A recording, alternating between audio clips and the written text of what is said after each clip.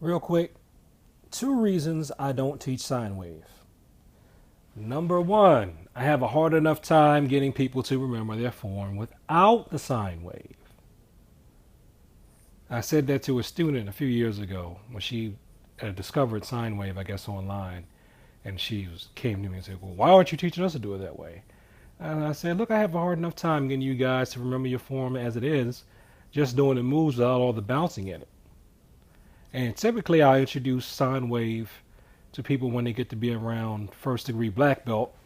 And as part of their test, their form test, I'll ask them to do any form you want with sine wave in it. And I typically suggest they do Chan-Ji with sine wave. And they do, and they pass. And the second reason is sine wave hurts your knees. It hurts mine. And I know that if I can still do all these jump kicks and stuff at my age, so that means my knees aren't completely shot. I can still jog at my age and my weight. I can still jog without a lot of knee pain. So that means my knees aren't totally shot. And I feel like sine wave puts too much stress on my knees. Not that it's painful or anything, but I feel like if I'm doing it a lot, I just feel like it's too much additional pressure on my knees to bounce up and down like that deliberately. I don't do it all the time. I may every once in a while, like in a form like Po Un, I'll put sine wave in there because I feel like it'll really accent the form. So those are two reasons why I don't teach sine wave. Another reason though is because I feel like it's teaching you to telegraph your punches.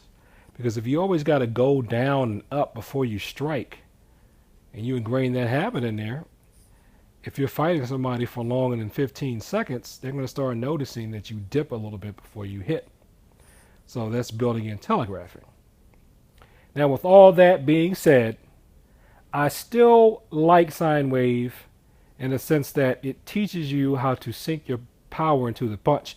And I really think from everything that I've read and from just my own kinesthetic awareness, that's all sine wave was supposed to do in the first place.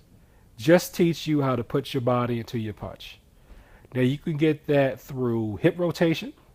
You can get that through pushing off the ground from your legs.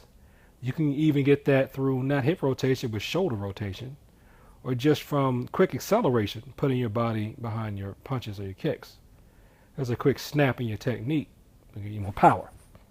Y'all didn't even show that. Give you more power. That was slower. Okay, so that's why I don't teach sine wave. The two main reasons are, number one, I think it's bad for your knees, and number two, a lot of you don't remember it anyway. So, if you'd like to come by my school and not learn sine wave until you get to about first degree black belt, click on the links below. Still teaching at a couple of rec centers. Have a good day. Peace. Oops. Here we go.